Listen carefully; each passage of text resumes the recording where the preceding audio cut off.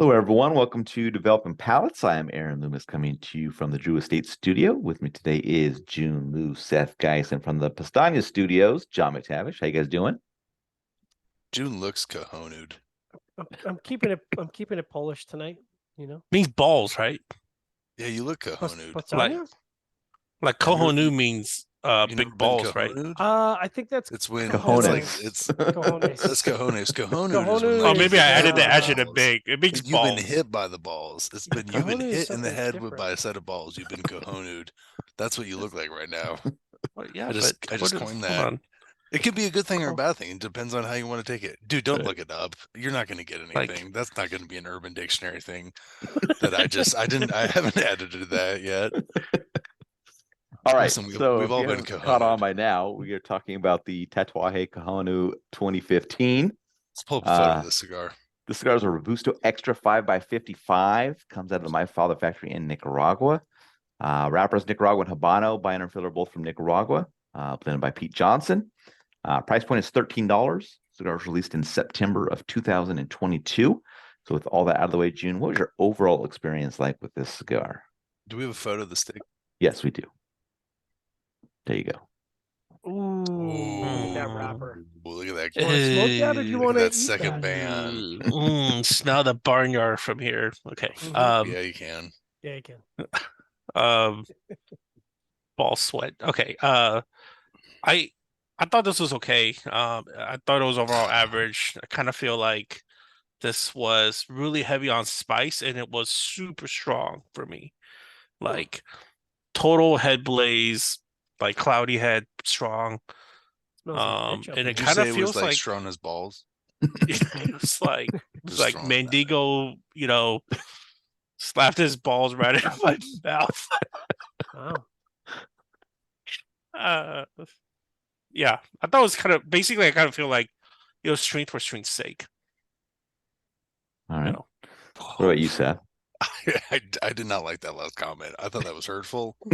I just thought it was not true. Listen, anytime I don't smoke Cojones that often just because they're super strong usually, but anytime I go into them, I'm usually pretty pumped. And it was just a blast of pepper, cinnamon. There was some faint toast, lots of oak, leather, and earth. I didn't find it like overly strong compared to, I guess, with past Cojones, maybe how it was, but it had medium full to full strength body, strong tobacco notes, really good burn and draw. The final third became a little bit hot, little mineral qualities that may have kicked it up then. But at that point, I was rocking and rolling. So, John? Yeah, I wouldn't describe this as particularly full bodied, especially for Cojones. I would say this is kind of middle of the road, and maybe that's just because half the time You I'm have a smoking pair of really balls strong and Jiunn doesn't. I mean, I do smoke a lot of heavy cigars, so maybe I'm just used to it by now. But especially within the Kono series, I actually was going to say this was kind of softer than a lot of the Konos he's put out. I did get spices in the first third, but I had them down at light plus, so quite soft bread, creamy wood, light plus baking spices, creamy vegetal, like really kind of desserty, more of the softer style that Pete can kind of come out with nuance and layers to it. Second third was more wood driven, so creamy wood, spicy wood, dry wood, a little bit of bread and spices engaging in the retrohale, but largely the profile was defined by wood. And the last third, kind of not the same level of complexity, so creamy earth, tannic wood. I didn't get the minerality, but that last third didn't really come together in the same way that the first and second thirds did for me. Burn was great. Draw had a little bit of snugness to it, so that was a bit of a drag, but smoked well and obviously had no burn issues. So listen, I would smoke these all day long. I was super happy. Look, I even said in my notes, the spice level was much more subdued than many other Habano plants that I've smoked over the years. So I don't know. Go figure. Aaron, what about you? Yeah, for me, the cigar started with toasted cedar and bold baking spice, and then that baking spice quickly transitioned to a bold black pepper and some earth joined in a bit later. Final third saw the toast transition, a light char and some wood bitterness and a vegetal note joined in. I thought the cigar had an average flavor profile throughout. Kind of focused around that cedar, earth, and black pepper. Cigar went out on me twice, so I'm sure the relates didn't really help out in regards to all the flavor components. But the cigar never really got off the ground for me. I wouldn't see myself coming back to it. It was not one of my favorite from the brand. So it's okay. I mean, it's so limited. You're probably not gonna get a chance to smoke it again anyway. So let's let it go and move on to the next one, I guess. All right, getting the scores. Start at the top with John at 6.52. Seth gave it a 6.2. Jiunn gave it a 5.65. I gave it a 5.3. So John had that 6.52 matchup for you.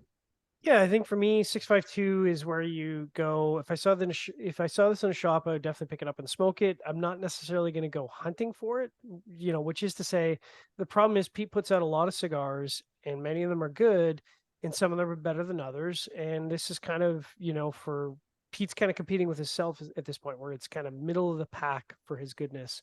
So would I smoke it if I saw it in the shop? Yes, but I'm not going to go crazy and trying to seek it out because he's put out some really great cigars in the last 18 months.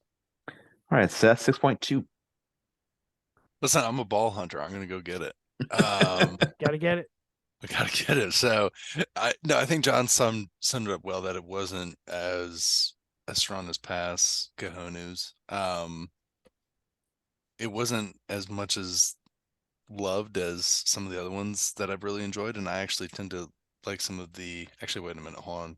I need to make sure I'm reading my notes correctly on this one before I don't say anything that's. I always feel like someone like Charlie's gonna like throw something at me in like 2 years and be like, "What are you talking about?" And then it's gonna be like, "Oh shit, it really does."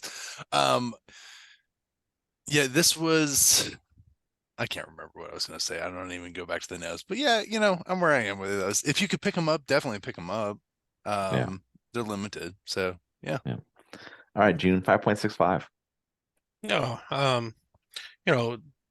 nothing inherently wrong, especially in this generation these days, to have some balls in your mouth, but nothing as big as these like big ass Rottweiler balls or something, like maybe some Chihuahua balls, but I just don't want this big of balls in my mouth. All right. My 5.3 matches up well. Average flavor profile throughout. Iffy construction, I'll say, with the burn. So just not even close to being something I would pick from the Tatuaje portfolio. So we'll see what the other 12 that he puts out this year, how they smoke. So any final thoughts from you guys on this one? I kind of wish he went with it being 5.5 by 55. I don't know. Whenever there's a 55 ring gauge, I like when everyone goes that double nickel. Just the double nickel. Like, you got to double nickel it. I don't know. Oh, but that's maybe next year. You know what? We'll talk to Jiunn can't handle that extra half inch though. Anyways, exactly. It was already mouth was already full. It's too much for him. Stuff any more in there. I got one ball on this cheek. I got a ball down here. I got no more room. All right, we got to change subjects here. I'm getting a little excited. Talked about fucking balls the entire review. If you're catching this on that's what it's all about. Yeah, if you're catching this on our OnlyFans, make sure you tip and tip well. But you guys charge on that? I thought it was just all free.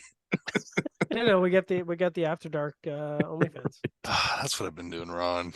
Check out the full written review on the website, developmentpalace.com. Follow us on the social media channels. You can catch all of our review recaps on podcasts, so iTunes, Google Play, and Podbean. Thank you for tuning in. We'll catch you on the next one. Cojonú.